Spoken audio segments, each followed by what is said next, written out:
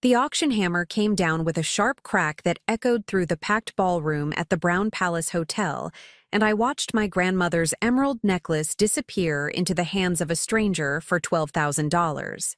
Before we jump back in, tell us where you're tuning in from, and if this story touches you, make sure you're subscribed, because tomorrow, I've saved something extra special for you. Patricia Whitman stood at the back of the room, her silver hair perfectly coiffed, accepting congratulations from Denver's elite as if she'd just orchestrated some magnificent charity event. What she didn't know, what none of them knew, was that the necklace she'd just sold had been appraised by my insurance company 6 months ago at $180,000. I sat in the third row, anonymous behind my oversized sunglasses, watching my life's most precious possessions being auctioned off piece by piece. The Cartier bracelet my grandmother wore to her debutante ball went for $8,000. The Art Deco diamond ring that survived the Great Depression sold for $15,000. Each gavel strike felt like a nail in Patricia's coffin, though she had no idea she was building it herself.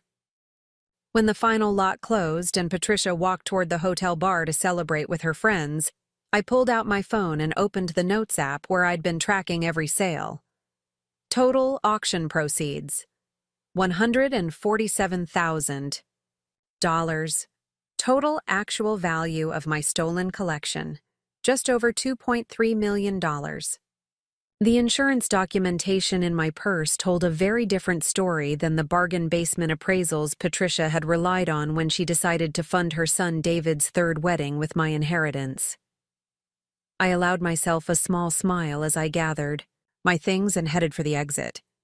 Patricia thought she was celebrating the perfect crime, but she'd actually just handed me the evidence I needed to destroy her completely. The morning everything changed started like any other Tuesday in late May. I was rushing around our Cherry Creek apartment, gathering presentation materials for a client meeting at Mountain View Marketing Agency, when I noticed the strange silence from our bedroom. Usually, David would be on his morning conference call with his development team by 7:30, his voice carrying through the thin walls as he discussed property acquisitions and zoning permits. Today, the silence felt different, heavier somehow. I found him sitting on the edge of our unmade bed, staring at his phone with an expression I'd never seen before.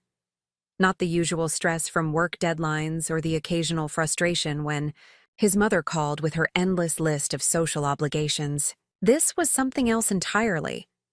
His face had gone pale, and his hands were actually trembling as he held the device. "David?" I set my laptop bag down and moved closer. "What's wrong? You look like you've seen a ghost." He looked up at me, with eyes that seemed to struggle to focus, as if he was trying to process information that his brain couldn't quite accept. "Vanessa called off the wedding." The words hung in the air between us like a question mark. David had been planning his third wedding for 8 months, throwing himself into the details with an enthusiasm that had surprised me. His previous marriages had been quick courthouse affairs, but this time he'd wanted something special. Something worthy of the woman he claimed was his soulmate. Patricia had been over the moon, already planning the guest list and researching venues before David had even proposed. "She just called it off?" I asked, settling beside him on the bed. "What happened? Did you two have a fight?" David shook his head slowly, his gaze returning to the phone screen. "She said she couldn't go through with it. Said she realized she wasn't ready for marriage again. She's moving back to Seattle next week." I felt a complex mixture of emotions wash over me. Relief, certainly, because I'd never quite warmed to Vanessa Brooks despite my best efforts. There was something calculating about the way she interacted with David, something that reminded me uncomfortably of his mother's manipulative tendencies. But I also felt genuine sympathy for David, who had been genuinely excited about starting this new chapter of his life. "I'm sorry, David. I know how much this meant to you." He stood abruptly and began pacing the length of our small bedroom, running his hands through his dark hair. 8 months of planning. The deposits, the venue, the catering. My mother's going to lose her mind. She's already sent out the invitations. The dress fittings, the flowers, everything. The mention of Patricia sent a small chill down my spine. David's mother had been more invested in this wedding than even the bride and groom seemed to be. She'd taken charge of every detail, from the color scheme to the menu selection, treating the event like her personal project. I'd watched her transform from merely overbearing to completely obsessive as the date approached. "What are you going to tell her?"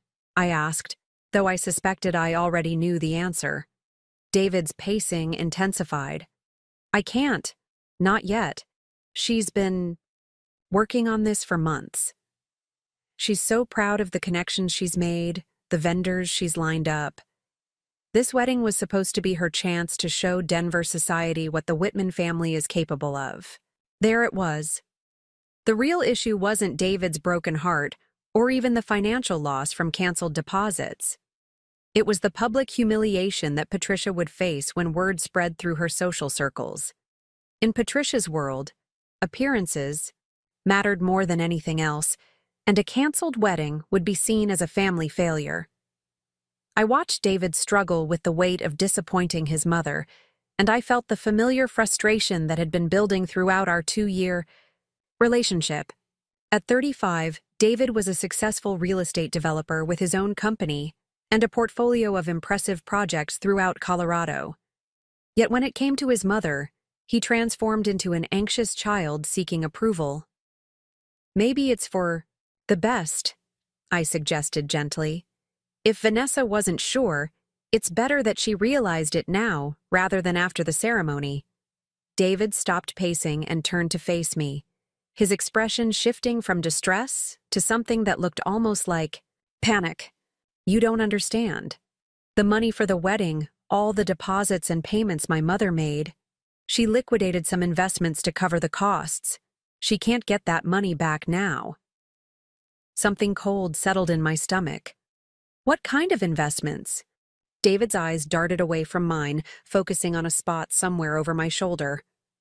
"Some antique pieces she'd been holding. Family heirlooms that weren't really being used. She had them appraised and sold them to cover the wedding expenses." The room seemed to tilt slightly. "What antique pieces, David?" The silence stretched between us until it became almost unbearable.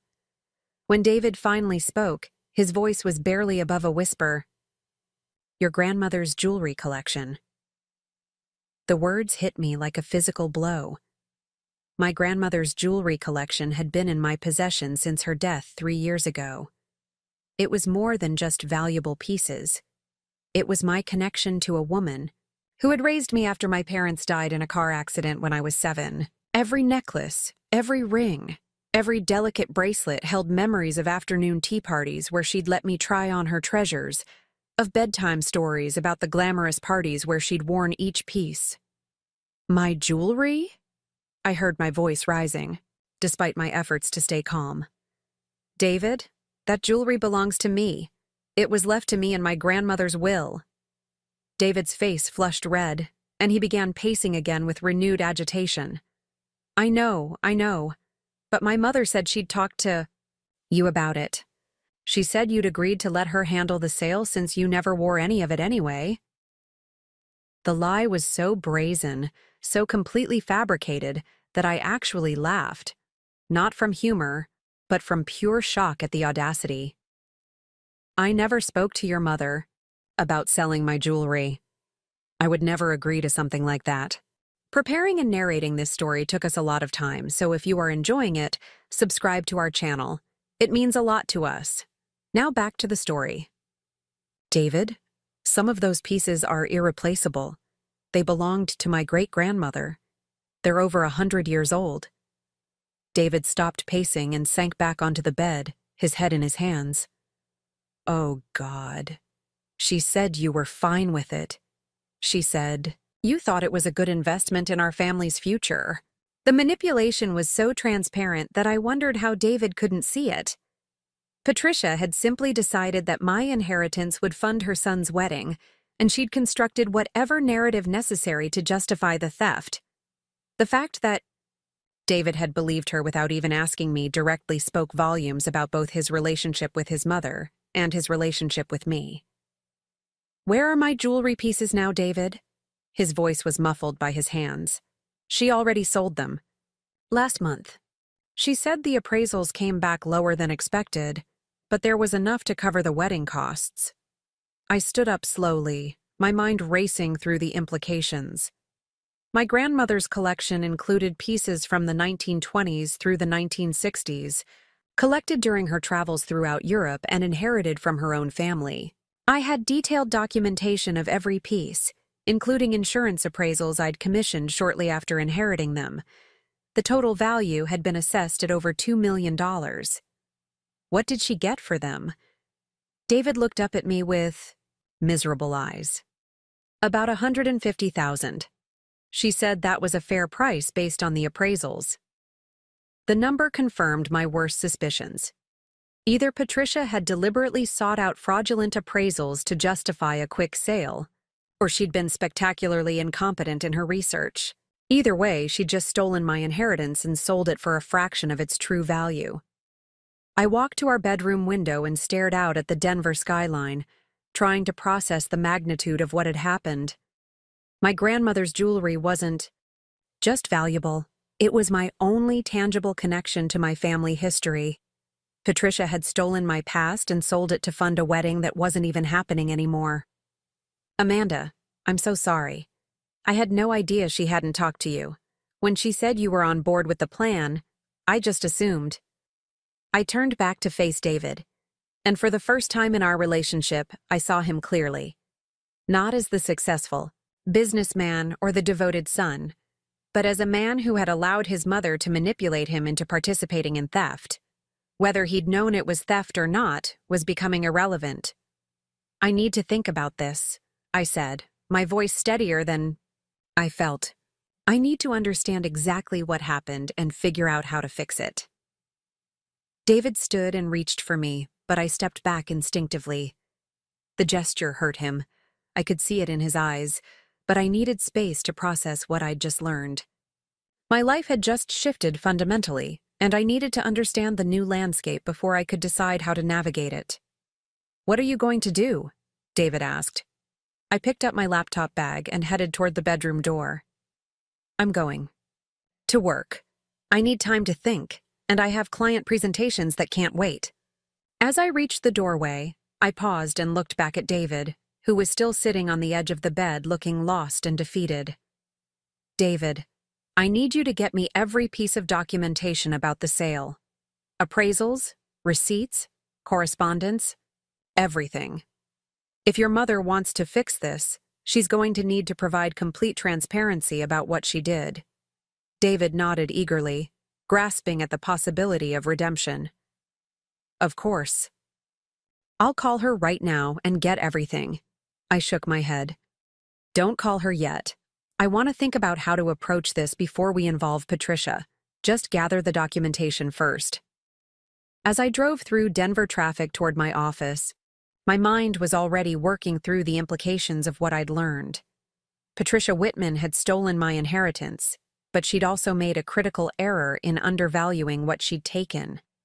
The gap between the true value and what she'd received was so enormous that it suggested either criminal intent or spectacular incompetence. Either way, I had options. Legal options, certainly, but also strategic options that could turn Patricia's theft into her complete downfall. The wedding she'd stolen to fund was canceled, which meant she'd destroyed my inheritance for nothing. Now it was time to decide whether I wanted simple restitution or complete justice. By the time I reached the Mountain View marketing agency offices, I'd made my decision. Patricia Whitman had spent years treating me like an inconvenient obstacle to her control over David. She'd tolerated my relationship with her son because she couldn't prevent it, but she'd never accepted me as family. This theft proved that she saw me as someone whose possessions were available for her use whenever convenient. She was about to learn that stealing from Amanda Foster was the biggest mistake of her perfectly orchestrated life. The elevator ride to my office on the 15th floor gave me time to construct a mental plan. I would need documentation, expert appraisals, legal consultation, and most importantly, I would need to understand exactly how Patricia had managed to sell jewelry that legally belonged to me. The story David had told me had holes that suggested either deliberate deception or criminal fraud. As the elevator doors opened and I stepped into the familiar bustle of the marketing agency, I felt something I hadn't experienced in years. The thrill of a challenge that would require every skill I'd developed in my professional career.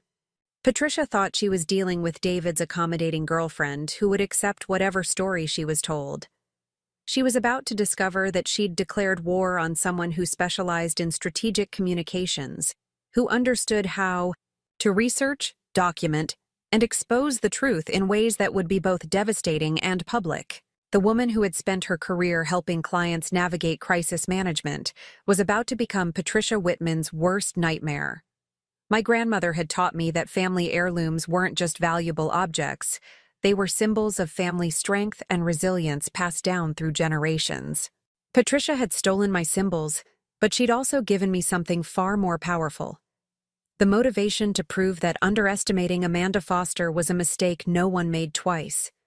The war for my inheritance was about to begin, and Patricia had no idea that she'd already provided me with all the ammunition I needed to destroy her completely.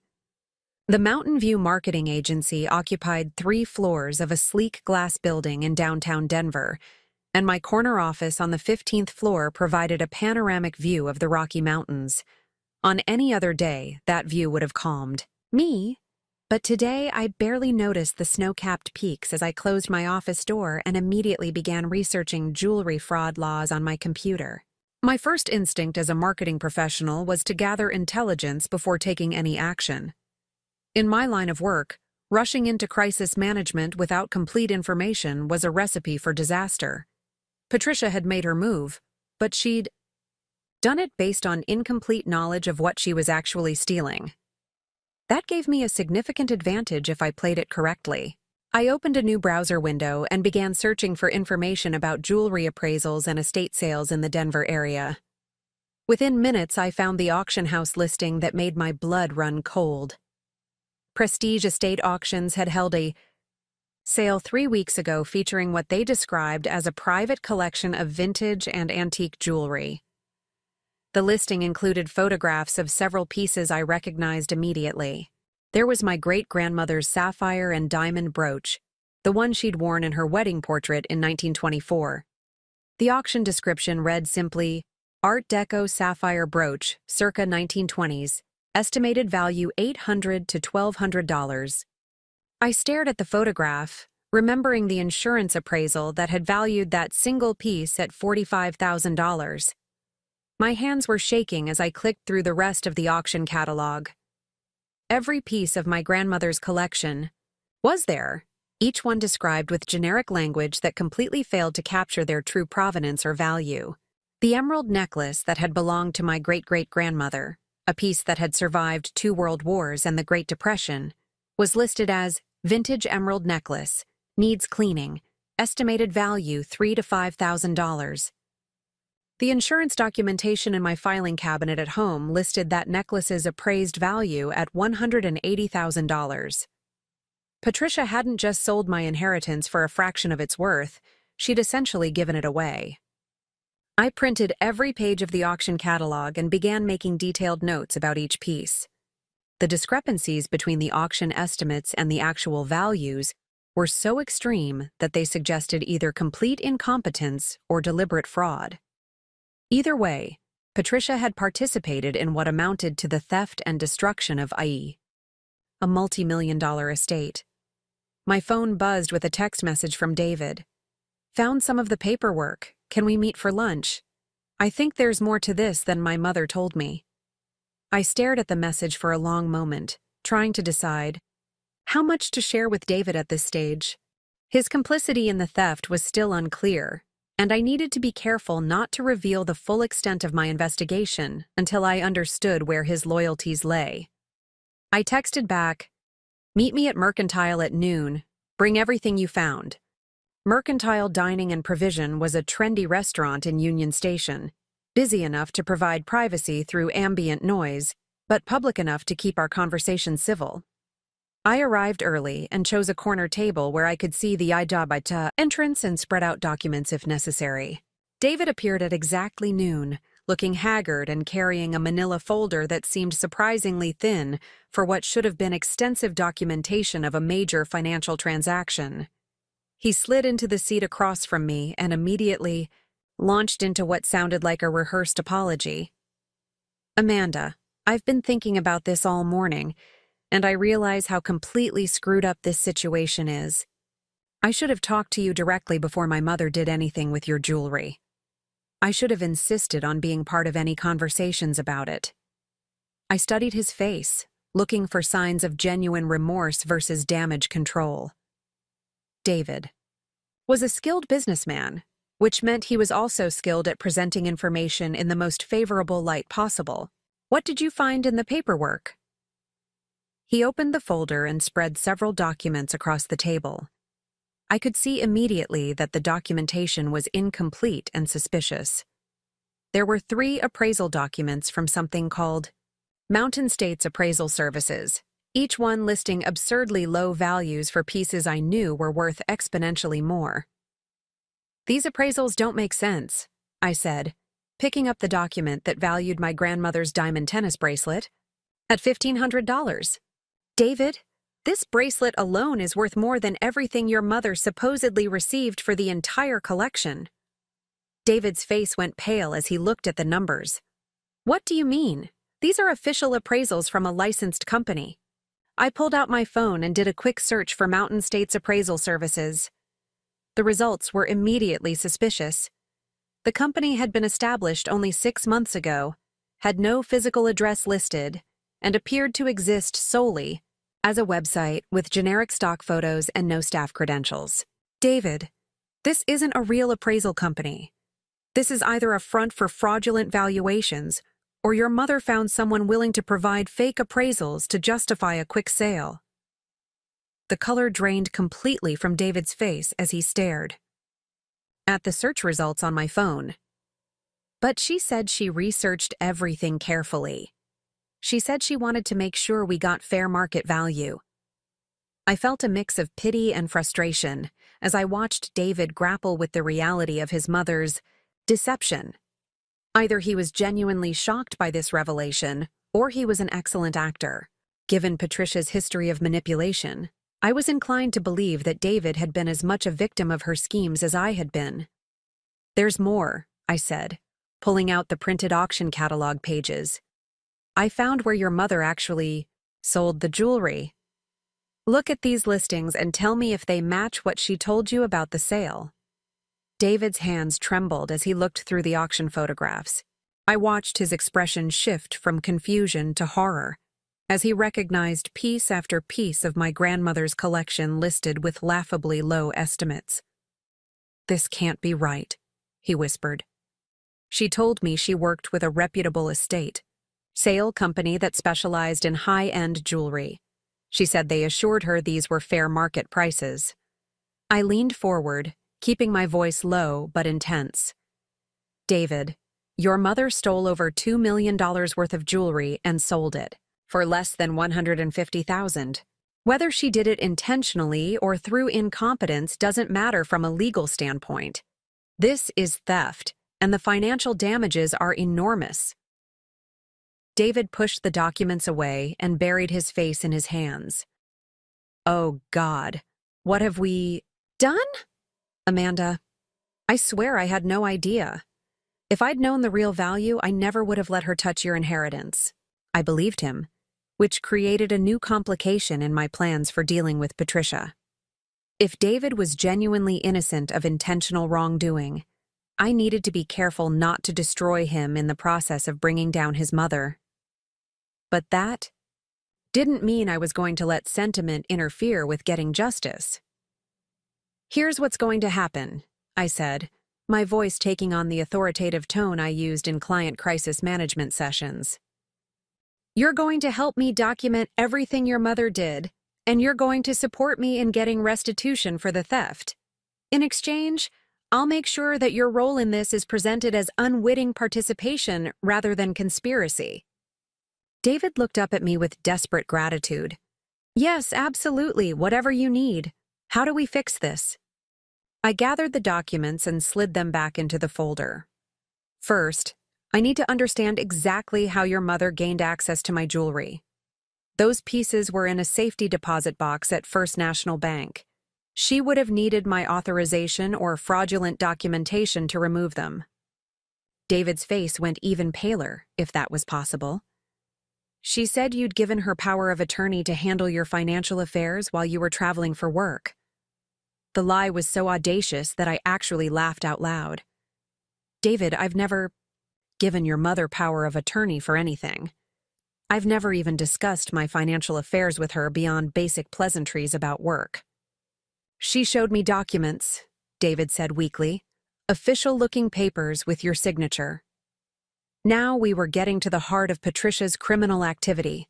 Forging power of attorney documents was a serious federal crime, especially when used to access safety deposit boxes and steal valuable property. Patricia hadn't just committed theft, she'd committed multiple felonies in the process. I need to see those documents, I said. And I need you to help me understand exactly how your mother convinced the bank to give her access to my safety deposit box.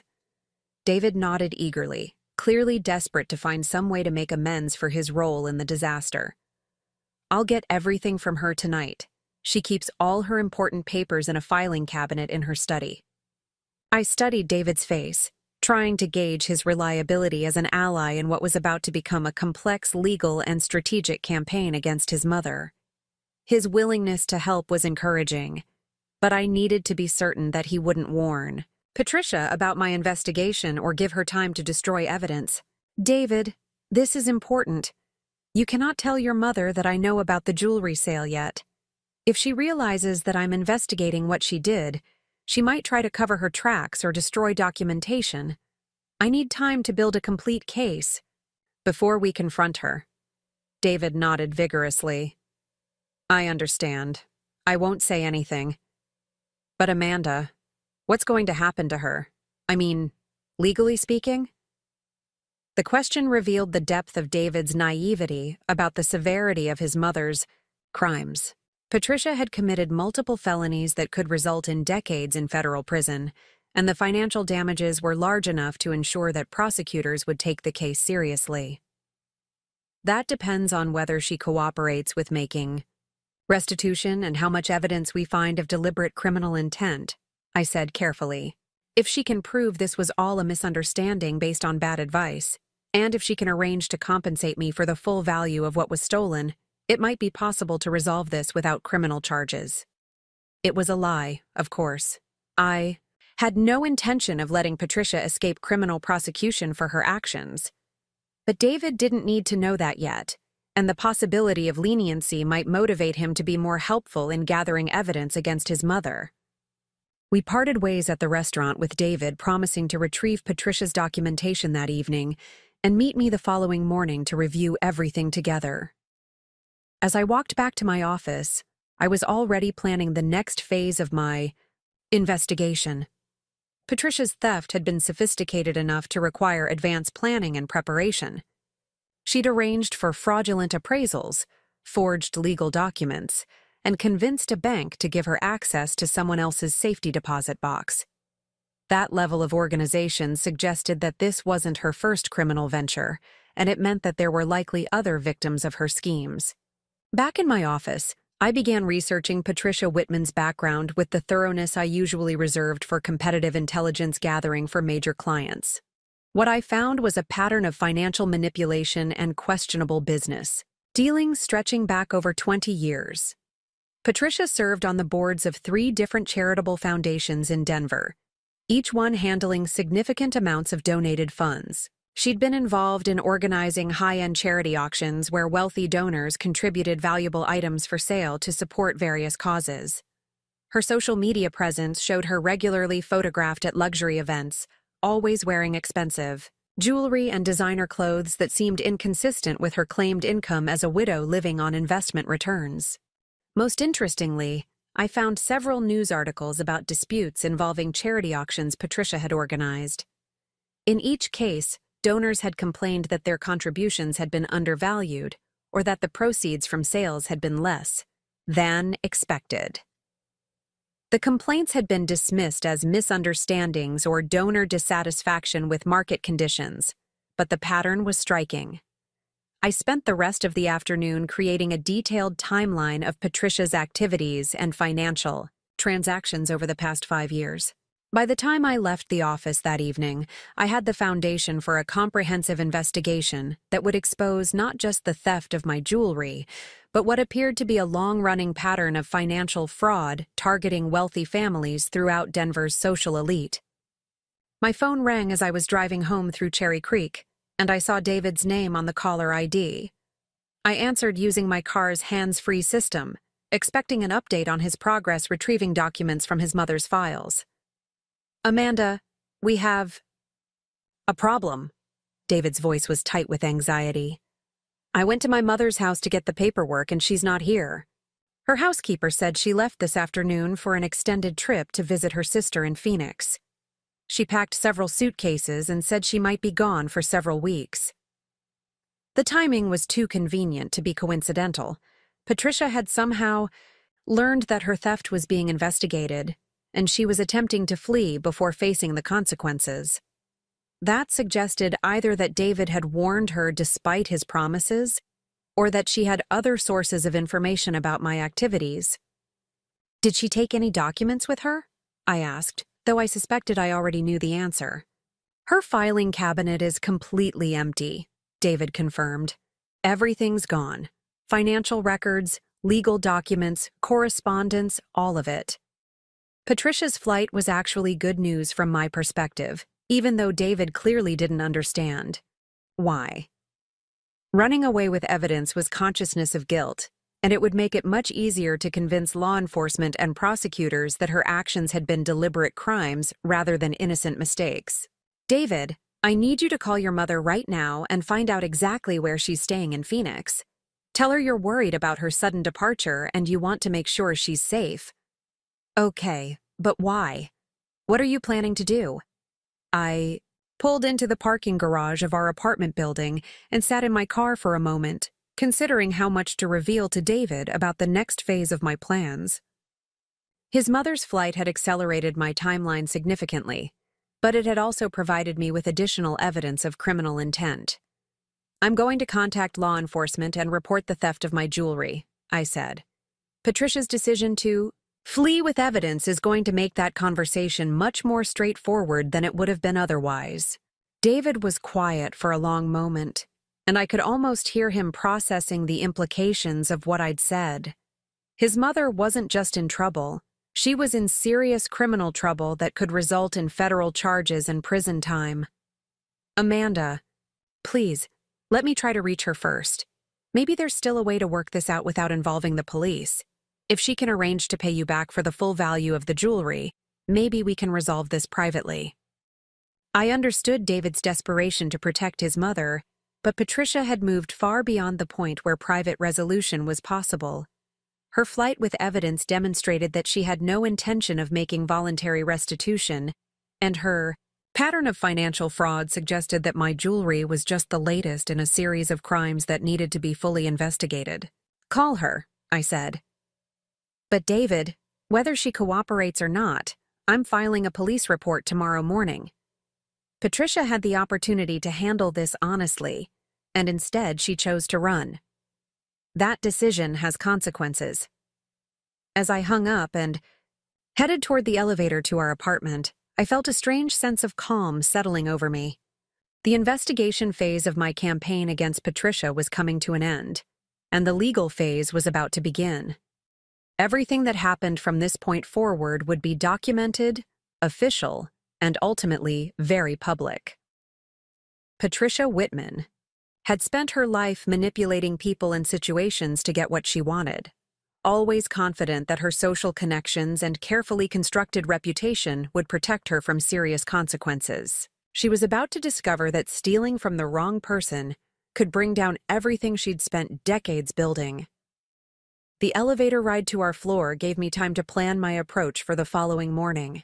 I would start with the Denver Police Department's Financial Crimes Unit, providing them with all the documentation I'd gathered about the theft and Patricia's fraudulent methods. Then I would contact the FBI, since the forged power of attorney documents and interstate flight with evidence made this a federal case. But most importantly, I would contact my insurance company and initiate a claim for the full appraised value of my stolen jewelry. Insurance fraud was a serious crime, and once my insurer began their own investigation into Patricia's actions, she would face additional criminal charges and civil liability that would ensure she could never again target innocent victims. As I opened the door to our apartment and saw David pacing anxiously in the living room with his phone pressed to his ear, I realized that the next few days would determine not just whether I received justice for Patricia's crimes, but whether my relationship with David could survive the complete destruction of his family's carefully maintained facade. Patricia had stolen my inheritance, but she'd also given me something far more valuable: the motivation and evidence necessary to expose her as the criminal she'd always been. Tomorrow, the real war would begin.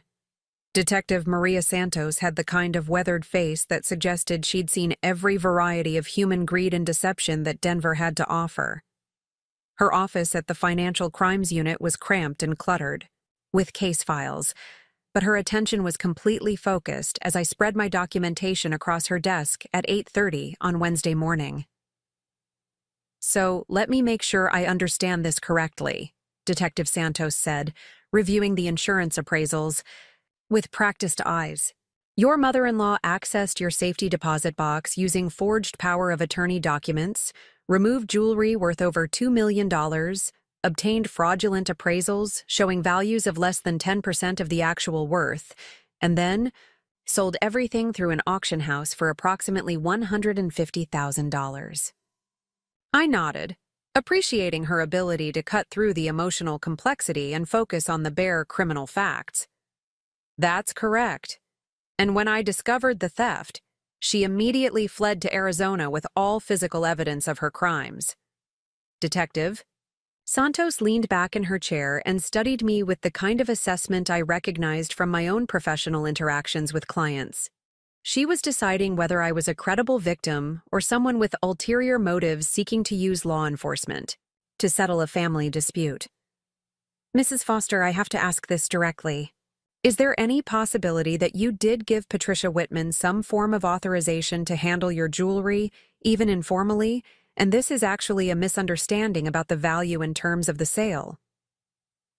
The question didn't offend me because I understood the necessity of eliminating alternative explanations before proceeding with a criminal investigation. "Detective, I've never had any conversation with Patricia about my jewelry beyond her occasionally complimenting a piece I was wearing. I certainly never gave her permission to access my safety deposit box or sell my inheritance." I pulled out my phone and showed her the call log and text message history between Patricia and myself over the past 6 months. "As you can see, our communication has been limited to family dinner arrangements and holiday planning.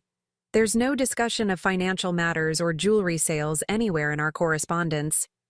Detective Santos scrolled through the messages, nodding as she confirmed the absence of any communication that could be construed as authorization for Patricia's actions. "And you're certain about the true value of the jewelry that was taken?" I handed her the comprehensive insurance appraisals I'd commissioned 18 months earlier, when I'd increased my coverage limits. These were done by Rothschild Appraisals, one of the most respected firms in the country. They specialize in estate jewelry and antique pieces. Each item was photographed, researched for provenance, and valued using current market comparables. Detective Santos spent several minutes reviewing the detailed appraisal documents, occasionally comparing the descriptions and photographs to the auction catalog listings I'd provided. The discrepancies were so extreme that even someone without expertise in jewelry valuation could see that fraud had occurred. "This is definitely criminal," she said finally. "The question is whether we're dealing with theft, fraud, forgery, or all three. I'm going to need to coordinate with the FBI since the forged documents and interstate flight make this a federal matter. She reached for her phone and dialed an extension. Agent Rodriguez, I've got a case here that's going to need joint jurisdiction. Can you come down to my office? While we waited for the FBI agent to arrive, Detective Santos began documenting my statement with the thoroughness that gave me confidence in her competence. She asked detailed questions about my relationship with Patricia, the timeline of discovering the theft, and my knowledge of David's involvement. Your husband seems to have been manipulated rather than complicit, she observed, but we'll need to interview him separately to confirm that assessment. FBI agent Carlos Rodriguez arrived 20 minutes later, carrying himself with the kind of quiet authority that suggested significant experience with complex financial crimes. He was younger than I'd expected, probably in his early 40s, but his questions demonstrated sophisticated understanding of the legal elements involved in Patricia's actions. The forged power of attorney is the most serious charge, Agent Rodriguez explained after reviewing my documentation. That's federal document fraud with a potential sentence of up to 20 years. Add in the theft of property worth over $2 million. And we're talking about charges that could put Patricia Whitman in federal prison for the rest of her life. The severity of the potential consequences was sobering, even though I felt no sympathy for Patricia. She'd made deliberate choices at every step of her criminal enterprise, from researching how to access my safety deposit box to arranging fraudulent appraisals to fleeing when she realized her actions were being investigated. What's our next step? I asked. Detective Santos and Agent Rodriguez exchanged glances before Agent Rodriguez responded. We're going to need to execute search warrants on Patricia's residence and any other properties she controls. We'll also need to freeze her financial accounts to prevent her from hiding assets that could be used for restitution. He paused and studied my face carefully. Mrs. Foster, I need to be clear about something. Once we initiate a federal investigation, this case is going to become very public. Patricia Whitman appears to be well connected in Denver society, and a case of this magnitude involving someone of her social standing will attract significant media attention. The warning was both professional courtesy and strategic assessment. Agent Rodriguez was giving me the opportunity to reconsider whether I wanted to proceed with a public prosecution that would inevitably become a scandal affecting everyone in Patricia's social circle. I understand, I replied. But Patricia's social connections are exactly why this case is important. She's used her reputation and social standing to gain access to other people's valuables. If she's done this to me, she's probably done it to others. Detective Santos nodded approvingly. That's exactly what I was thinking. The pattern of questionable charity auction proceeds suggests this isn't her first fraud. A public investigation might encourage other victims to come forward. Agent Rodriguez made notes in his case file before continuing. We'll coordinate with the Phoenix field office to locate Patricia and execute warrants on any property she might be using there. In the meantime, we need you to provide us with a complete list of every item that was stolen, including detailed descriptions and the insurance appraisal values. I handed him a folder I'd prepared containing photographs, detailed descriptions, and valuation documents for every piece in my grandmother's collection. The preparation impressed both investigators and demonstrated that I was serious about pursuing the case to its conclusion. We'll also need to interview your husband, Detective Santos added. Based on what you've told us, he appears to be a witness rather than a co-conspirator, but we need to document his statement officially. I called David from Detective Santos's office and asked him to come to the police station immediately. His voice was strained when he answered, and I could hear the exhaustion of someone who'd spent the night grappling with the destruction of his family relationships. Have you been able to reach your mother? I asked. She's not answering her phone, David replied. Her sister in Phoenix says Patricia never arrived and she wasn't expecting her. I think my mother lied about where she was going. The revelation that Patricia had provided false information about her destination confirmed that her flight was premeditated rather than spontaneous.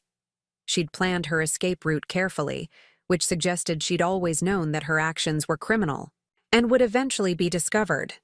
David arrived at the police station 30 minutes later, looking like he'd aged several years overnight. His usually perfect appearance was disheveled, his expensive suit wrinkled, and his face drawn with stress and sleeplessness. Detective Santos and Agent Rodriguez interviewed David separately while I waited in a conference room, reviewing additional documentation they'd requested. Through the thin walls, I could hear David's voice growing more agitated as he realized the full scope of his mother's criminal activity. When the interview concluded, Agent Rodriguez invited me back into Detective Santos's office to discuss the next phases of the investigation. David remained in the conference room, staring at the table with the expression of someone whose worldview had just been fundamentally shattered. "Your husband's statement corroborates your account completely," Agent Rodriguez reported. "He was clearly manipulated by his mother, and there's no evidence of criminal intent on his part. However, his testimony about the forged documents and the timeline of events strengthens our case significantly." Detective Santos pulled out a legal pad covered with notes from David's interview. He was able to provide details about his mother's recent behavior that suggest she's been planning this fraud for months. The story about needing money for the wedding appears to have been a cover narrative to justify actions she was already committed to taking. The systematic nature of Patricia's planning was both disturbing and advantageous for building a strong criminal case. Premeditation would make it impossible for her legal team to argue that the theft was impulsive or based on misunderstanding. "What did David tell you about Patricia's other financial activities?" I asked. Agent Rodriguez consulted his notes before responding. He mentioned that his mother has been involved in organizing charity auctions and estate sales for several wealthy families over the past few years. He thought it was volunteer work, but some of the amounts of money involved suggest she may have been operating an unlicensed auction business. The implications were staggering.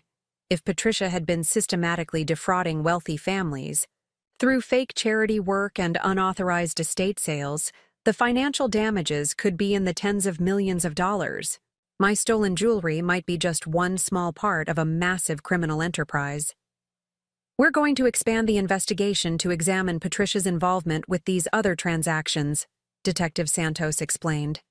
"If there are additional victims, we want to identify them and include their losses in the criminal charges."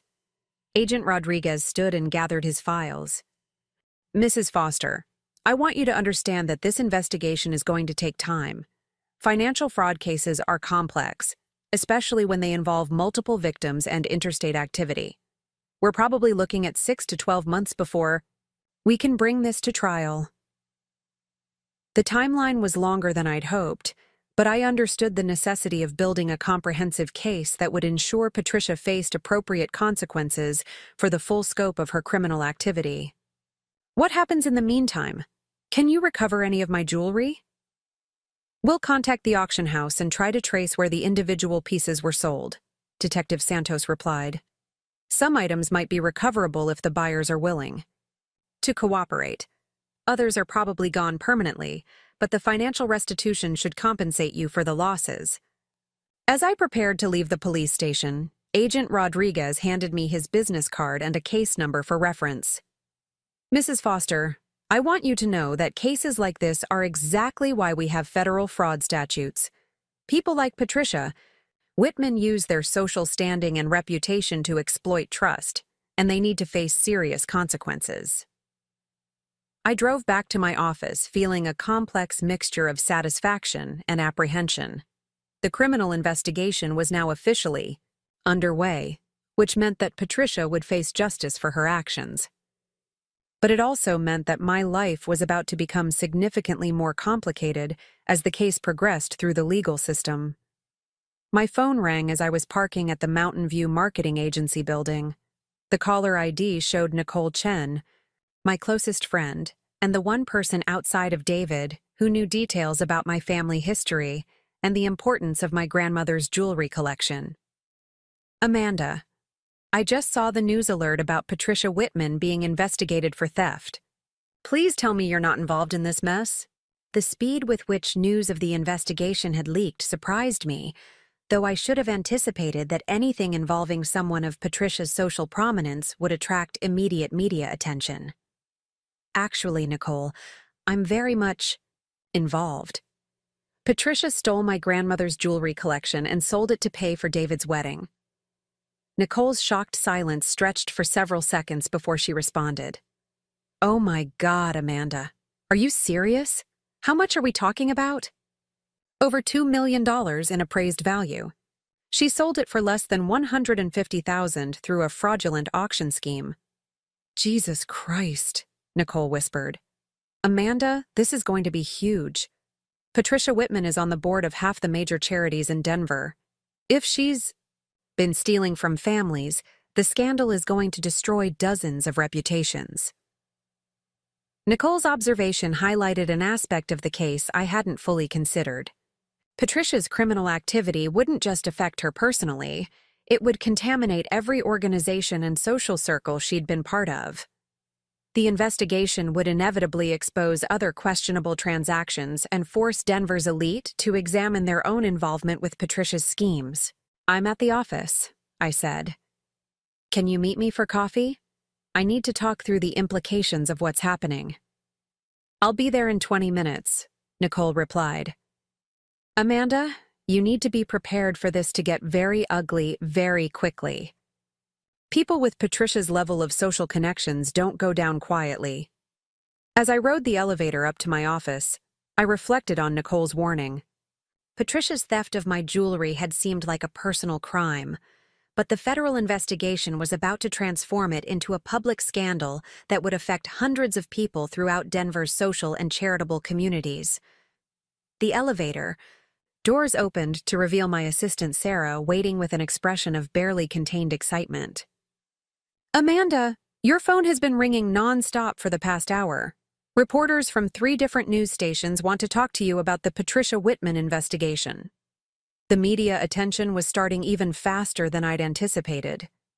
Patricia's social prominence made her criminal charges newsworthy, but my role as the victim who'd triggered the investigation made me a person of interest for journalists seeking to understand the story's human dimensions. Hold all media calls for now, I instructed Sarah. I need to consult with the FBI agents about what I can and cannot discuss publicly.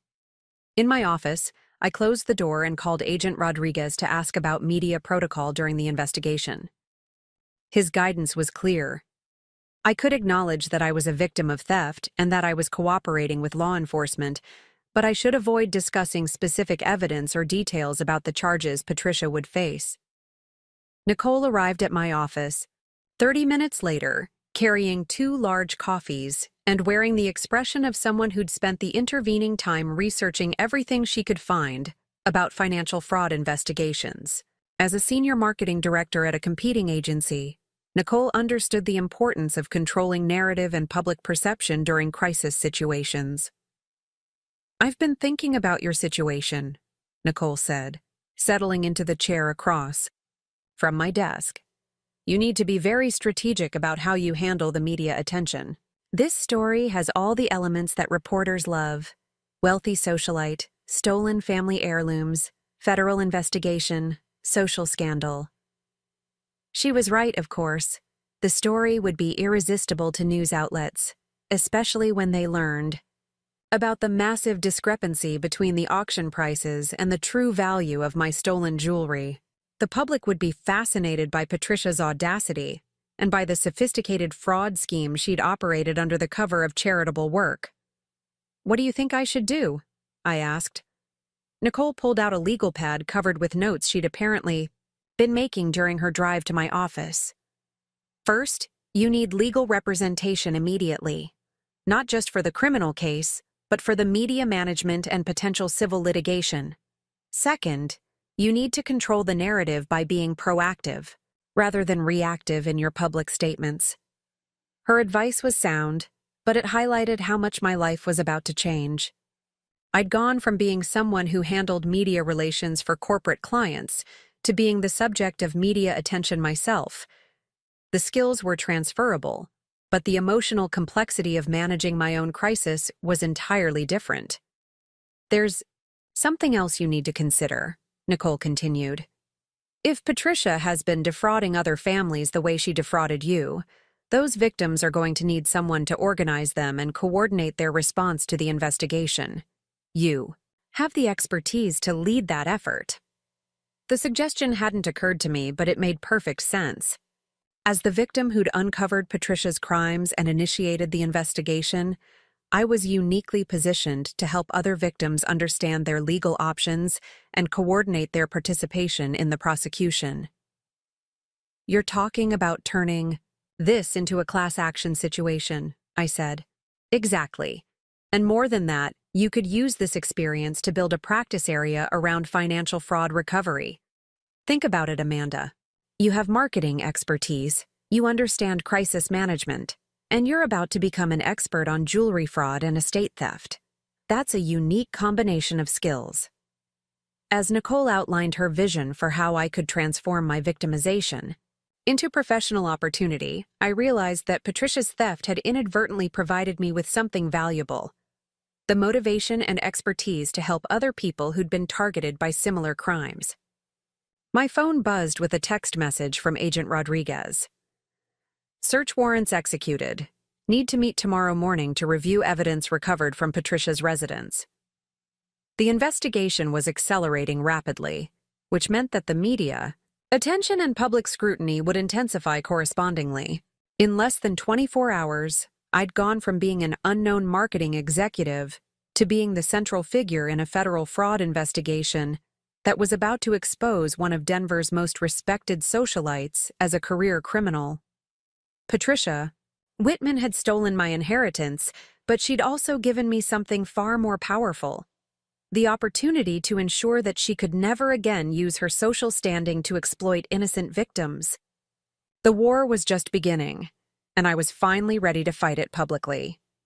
The Denver Country Club's main dining room fell into complete silence as Patricia Whitman walked through the entrance doors on Thursday evening, her chin raised defiantly. Despite the FBI surveillance team that had followed her from the airport, word of her return had spread through Denver's social circles within hours, and the club's members watched her progress across the room with the fascination of spectators at a public execution.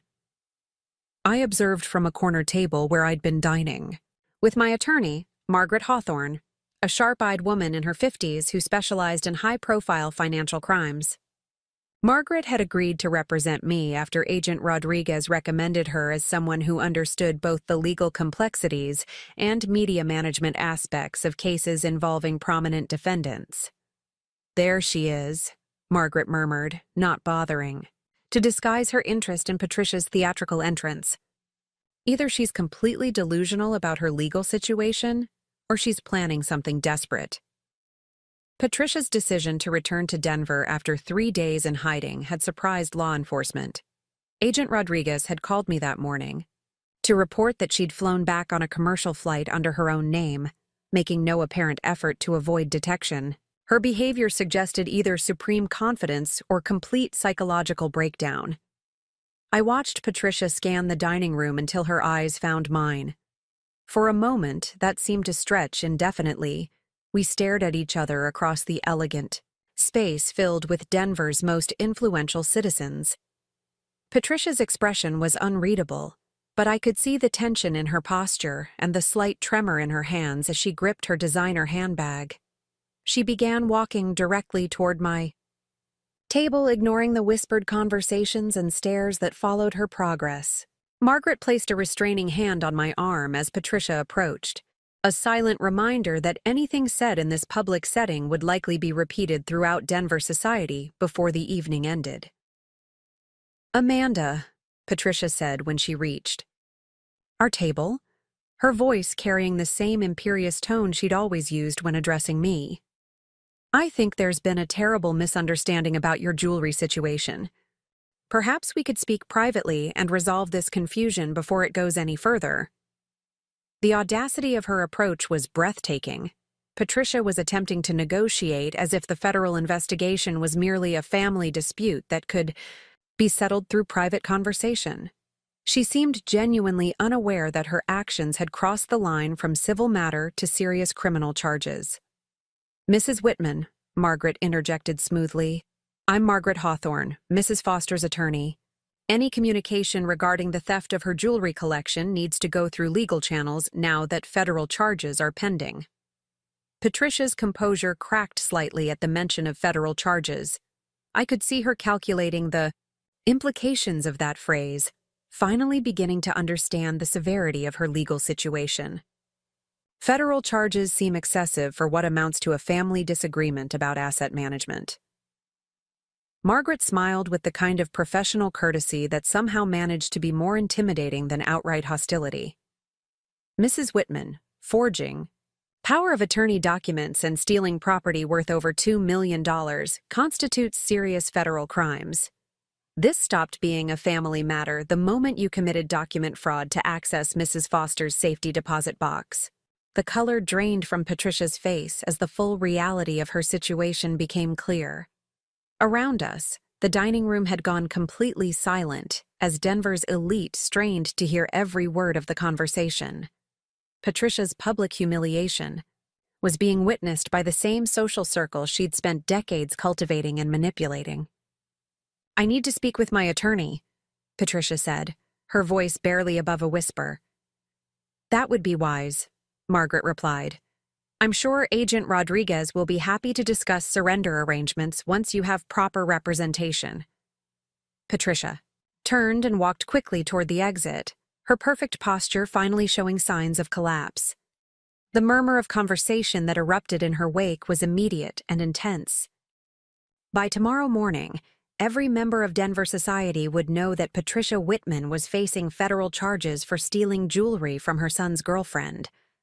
Margaret waited until Patricia had left the building before speaking. That was either incredibly stupid or incredibly calculated. She's either trying to gauge your willingness to negotiate, or she's creating a public record of attempting to resolve this matter peacefully. I considered the possibilities as we finished our dinner. Patricia's public approach could have been genuine desperation, but it could also have been strategic theater designed to make her appear reasonable while positioning me as vindictive. Either way, her decision to confront me publicly demonstrated that she still underestimated both my resolve and the strength of the case against her. My phone buzzed with a text message from Agent Rodriguez. "Patricia Whitman surrendered to federal authorities 30 minutes ago. Arraignment scheduled for Monday morning. We need to discuss victim impact statement." The formal arrest marked the beginning of the public phase of Patricia's downfall. Within hours, news outlets throughout Colorado would be reporting on the federal charges against one of Denver's most prominent socialites. The story would have everything that media outlets loved: wealth, family drama, massive theft, and the kind of social scandal that wealthy communities tried desperately to keep private. Margaret reviewed the message and nodded approvingly. Good. Once she's officially charged, the case becomes public record. That will make it easier for other potential victims to come forward and for us to pursue civil restitution. As we left the Denver Country Club, I noticed the unusual number of cars in the parking lot and the small group of people with cameras positioned near the entrance. Word of Patricia's arrest had already leaked, and journalists were beginning to gather at locations where they might catch glimpses of the principals in what was already being called the biggest society scandal in Denver's recent history.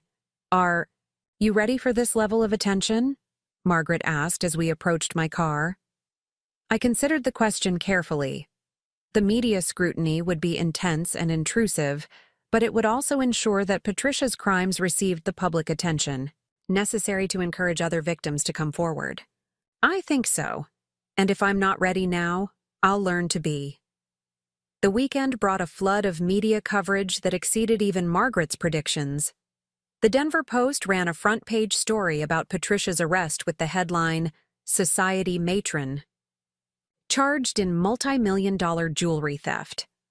Local television stations led their evening news broadcasts with reports about the federal charges, and social media buzzed with speculation about other potential victims and the scope of Patricia's criminal activities. My phone rang constantly with interview requests from reporters, documentary producers, and podcast hosts who wanted to explore the human drama behind the criminal charges. Margaret handled most of the media inquiries, providing carefully crafted statements that portrayed me as a victim seeking justice rather than revenge. More importantly, the publicity generated exactly the response we'd hoped for. By Sunday evening, Agent Rodriguez reported that 6 other families had contacted the FBI with concerns about transactions involving Patricia Whitman. Each case followed a similar pattern. Patricia had approached wealthy individuals or families offering to help with estate sales or charitable donations, then had arranged for questionable appraisals and suspicious auction procedures that resulted in significantly lower proceeds than expected. The total financial damages are looking like they could exceed $10 million, Agent Rodriguez told me during a phone call Sunday night. Patricia appears to have been operating this scheme for at least 5 years, targeting families who trusted her social connections and charitable reputation. The scope of Patricia's criminal enterprise was staggering. She'd used her position in Denver society to gain access to valuable property belonging to people who considered her a friend and trusted advisor. The systematic nature of her fraud suggested sophisticated planning and complete disregard for the people she was victimizing. Monday morning's arraignment drew a crowd that filled the federal courthouse's main gallery. Patricia arrived with her attorney, a high-profile criminal defense lawyer named Jonathan Cross, whose expensive suit and confident manner suggested that the Whitman family was prepared to spend whatever necessary to minimize Patricia's legal consequences. I sat in the second row with Margaret, watching as Patricia stood before federal judge Caroline Morrison to hear the formal charges against her. The litany of crimes was extensive: mail fraud, wire fraud, money laundering, document forgery, theft of property in interstate commerce, and conspiracy to commit fraud. Each charge carried potential sentences of 5 to 20 years in federal prison. Patricia's appearance had deteriorated significantly since her arrest. Her usually perfect hair was simply styled, her makeup was minimal, and her clothing was conservative rather than fashionable. The transformation was clearly calculated to present her as a sympathetic defendant rather than a wealthy socialite who'd stolen millions from trusted friends. Judge Morrison set bail at $5 million and imposed strict travel restrictions that would keep Patricia in Colorado until trial. The conditions also prohibited her from contacting any potential victims or witnesses, which effectively ended her involvement in Denver's charitable and social organizations. As we left the courthouse, Margaret was approached by several other attorneys representing newly identified victims of Patricia's schemes. The coordination of multiple cases would require careful management, but it would also strengthen the prosecution's ability to demonstrate the systematic nature of Patricia's criminal activities. This is going to be the trial of the decade in Denver, Margaret observed as we walked toward her car. Patricia's defense team will try to portray her as a confused widow who made poor business decisions, but the evidence of deliberate fraud is overwhelming. The media scrum outside the courthouse was intense, with reporters shouting questions about my stolen jewelry, my relationship with David, and my plans for recovering the financial losses. Margaret had prepared me for the attention, and I delivered. A brief statement expressing confidence in the justice system and gratitude for the FBI's thorough investigation. That evening, David called for the first time since Patricia's arrest. His voice was hollow with exhaustion and what sounded like clinical depression. "Amanda, I need you to know that I had no idea about any of this. The other victims, the years of fraud, none of it. I thought my mother was exactly who she pretended to be. I believed him, which made the conversation more painful than it would have been if I could simply categorize him as complicit in his mother's crimes. David had been as much a victim of Patricia's manipulation as anyone else, controlled through emotional dependency rather than financial theft. "What are you going to do?" I asked. "I'm selling the real estate company," David replied. "I can't. Maintain business relationships when everyone knows my mother stole from their friends and neighbors. I'm going to use the proceeds to establish a victim compensation fund for people my mother defrauded. The decision was both noble and practical. David's business reputation would never recover from his association with Patricia's crimes, but his voluntary contribution to victim restitution might help him rebuild some form of social standing in Denver's community. "What about us?" I asked, though I suspected I already knew the answer. David was quiet for a long moment before responding. "I think we both know that our relationship can't survive this. Not because I blame you for exposing my mother's crimes, but because every time we're together, we'll be reminded of how completely she manipulated both of us." The conversation marked the formal end of our romantic relationship, though it had been effectively over since the morning I learned about the jewelry theft. David and I had been casualties of Patricia's criminal ambitions, collateral damage in her pursuit of money and social control. As I hung up the phone, I realized that Patricia's theft had cost me far more than jewelry and family heirlooms. It had destroyed my relationship with David, forced me to confront the naivety of trusting someone based on social reputation, and required me to become a public figure in a criminal case that would define the next several years of my life. But Patricia's crimes had also given me something valuable: clarity about my own strength and capabilities, and a mission that would transform my professional focus from corporate marketing to victim advocacy. The woman who had stolen my inheritance was about to discover that her actions had created the perfect opponent to ensure she faced complete accountability for her decades of criminal manipulation. Tuesday morning brought news that would transform the case from a regional scandal to a national story. Agent Rodriguez called to inform me that Patricia's arrest had triggered investigations in 3 other states where she'd conducted similar auction schemes using the same network of fraudulent appraisers and complicit auction houses. "We're looking at potential federal charges in Arizona, California, and Florida," Agent Rodriguez explained. "Patricia appears to have been operating a multi-state fraud network targeting wealthy retirees and recent widows in upscale communities." The revelation that Patricia's crimes extended far beyond Denver fundamentally changed the scope of the case and my role as the victim who'd exposed her activities. Media outlets were already reaching out for interviews about the expanding investigation, and victim advocacy groups were contacting Margaret about my potential involvement in supporting other people who'd been defrauded. "You're going to become the face of this case whether you want to or not," Margaret warned me during our Tuesday afternoon meeting. "Patricia's story has everything that captures public attention: wealthy socialite, massive theft, sophisticated fraud scheme, and a victim who fought back successfully." As I drove home through Cherry Creek that evening, passing the luxury boutiques and expensive restaurants where Patricia had entertained the wealthy friends she'd been systematically defrauding, I understood that my quiet life as a marketing executive was permanently over.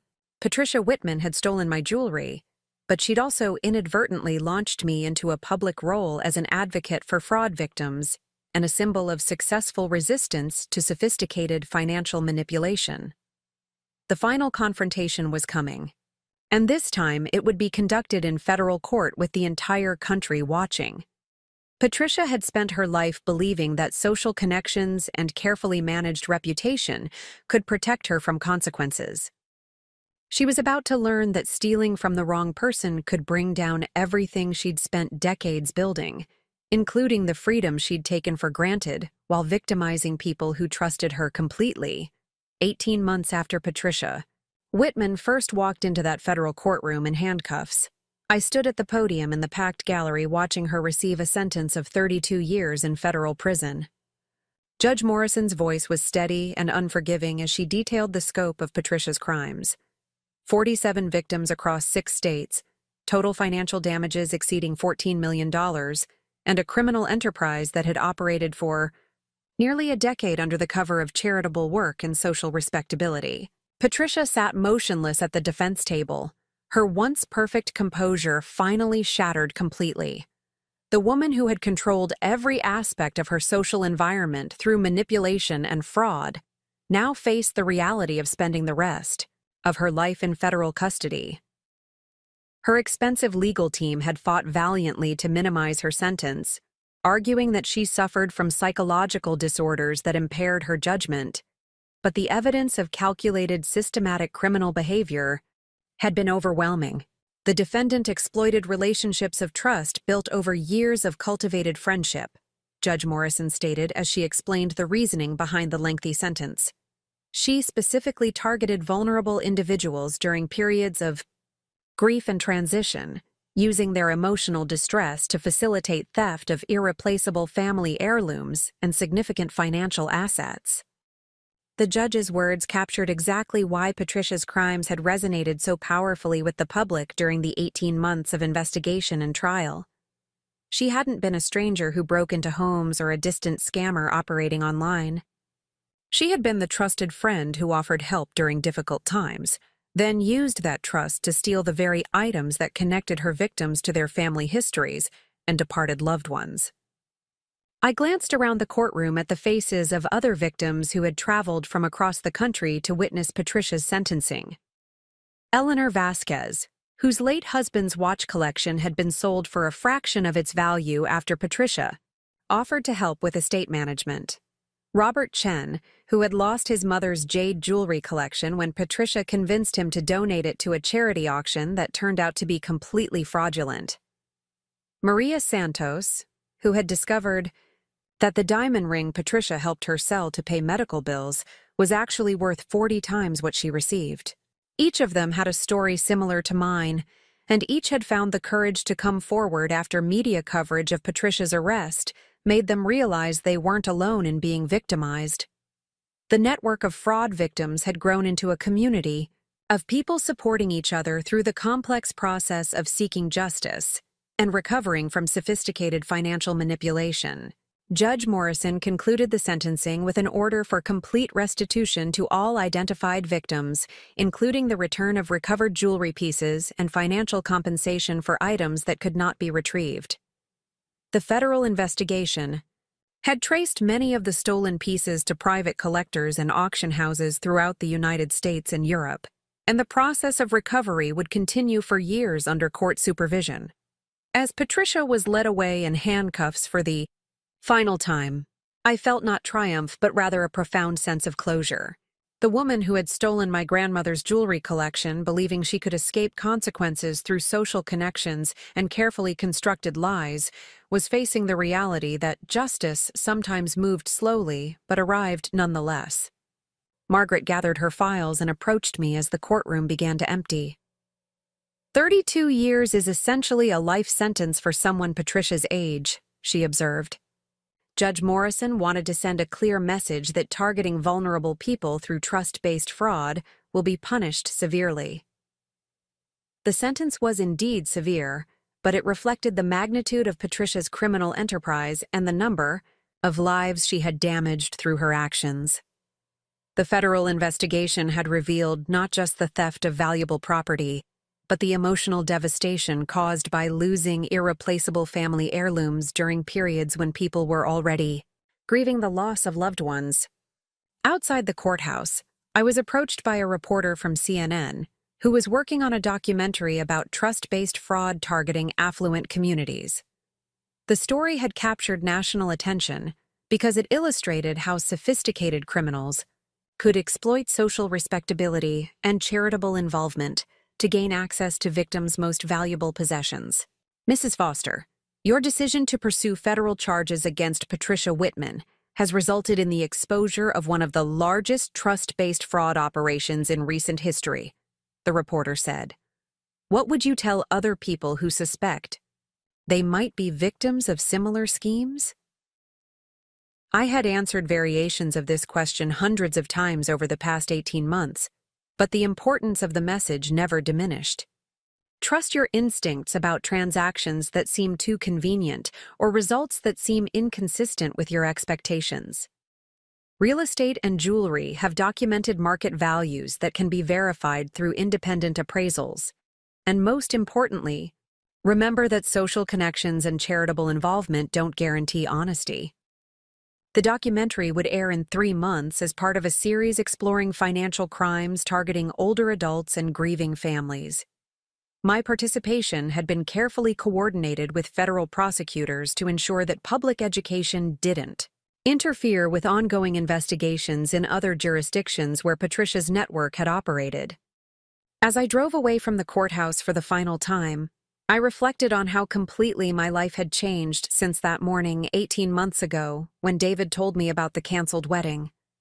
The marketing executive who had discovered her jewelry missing was gone, replaced by someone whose professional focus had shifted entirely to advocacy for fraud victims and education about financial crimes targeting vulnerable populations. The Foster Institute for Financial Justice had opened 6 months earlier in a restored building in downtown Denver. Funded by the restitution Patricia had been ordered to pay, and donations from grateful families whose cases had been resolved.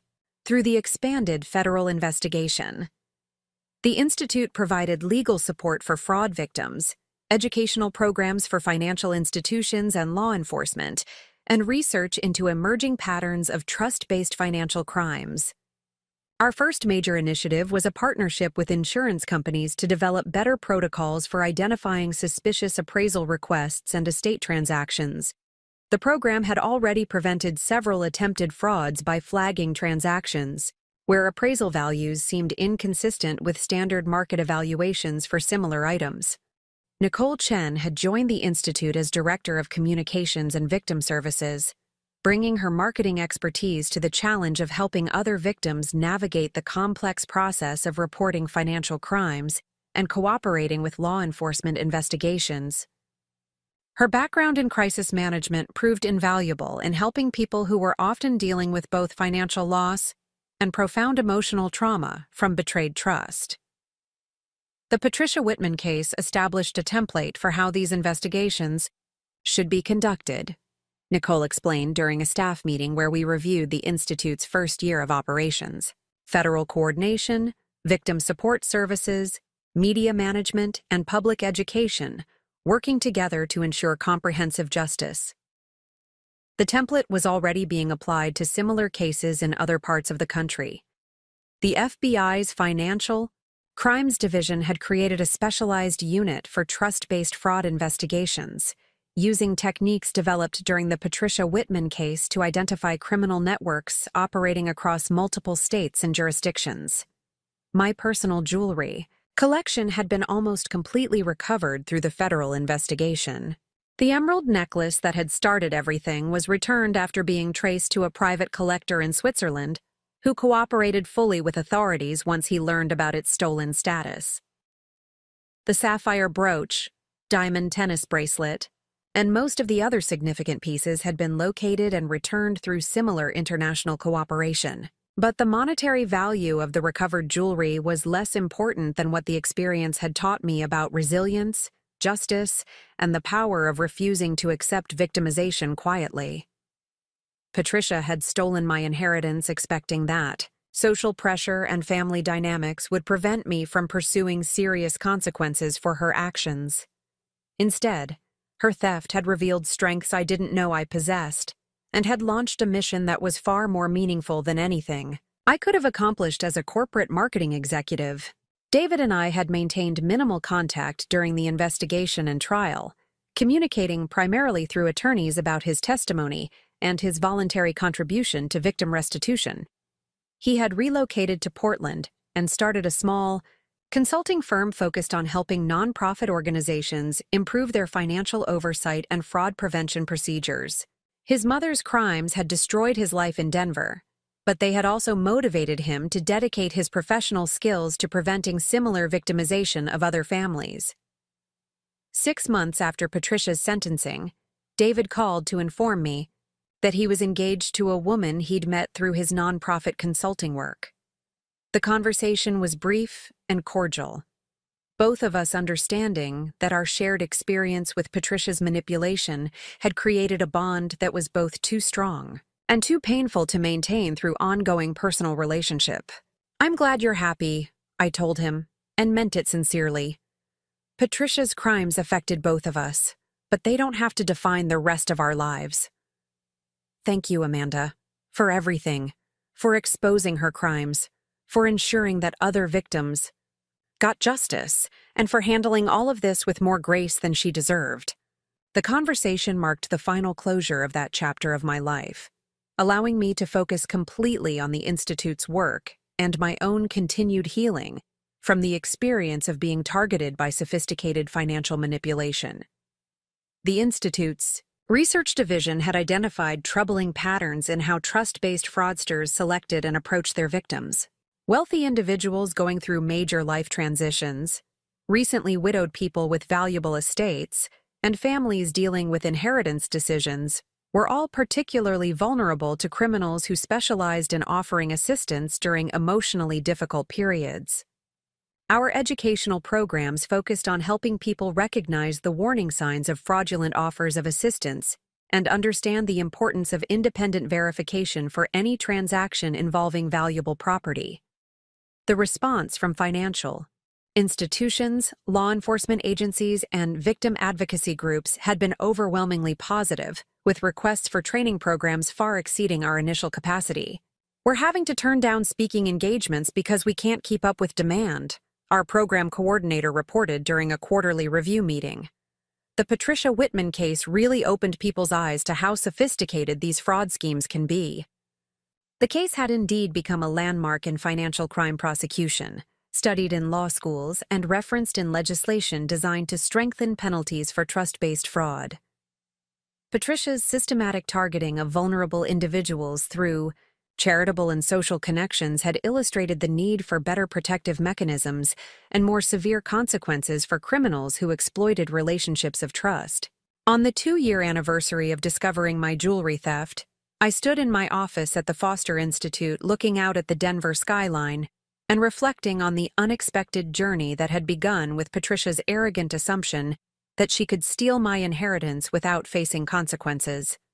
The woman who had believed her social connections would protect her from justice was now serving a federal prison sentence that would keep her incarcerated for the rest of her life. More importantly, her crimes had been exposed in a way that prevented future victimization and provided justice for dozens of families who might never have received help otherwise. The network of fraud victims had become a community of advocates, and the investigation techniques developed during her case were being used to identify and prosecute similar criminals throughout the country. My grandmother's jewelry collection was displayed in a secure case in the Institute's reception area, serving as a reminder of what the work was ultimately about: protecting the tangible connections between families and their histories from criminals who saw only monetary value in objects that represented generations of love, memory, and tradition. Each piece told a story not just of my family's history, but of the importance of refusing to accept victimization quietly. The emerald necklace that Patricia had sold for $12,000 now served as a symbol of resistance against sophisticated financial manipulation, and proof that criminals who exploit trust will eventually face justice, regardless of their social standing or perceived respectability. The Institute's Victim Services Coordinator knocked on my office door, interrupting my reflection. "Amanda, there's a family here from Phoenix who think they might have been victimized by someone using Patricia's methods. They heard about our work and drove up to Denver to meet with us." I gathered my files and prepared to meet with another family whose trust had been exploited by criminals who specialized in targeting people during vulnerable moments. Each new case reminded me why Patricia's theft had ultimately been a gift, providing the motivation and expertise necessary to help other victims find justice and recovery. As I walked toward the conference room where the Phoenix family was waiting, I smiled at the irony of how completely Patricia's theft had backfired. She had stolen my jewelry expecting to escape consequences through social manipulation and family pressure. Instead, her crimes had created the perfect advocate to ensure that trust-based fraud victims would have support, resources, and a pathway to justice. Patricia Whitman was spending her remaining years in federal prison, but her criminal legacy was being transformed into protection for future potential victims and hope for people who had already been harmed by similar schemes. The jewelry she had stolen to fund a wedding that never happened had become the foundation for an institute dedicated to ensuring that criminals like her would face swift and severe consequences for exploiting relationships of trust. The war she had started by stealing my inheritance was over, and justice had prevailed in ways she could never have anticipated. Sometimes the best revenge was simply refusing to remain silent about crimes that depended on victim shame and isolation for their success. Up next, you've got 2 more standout stories right on your screen.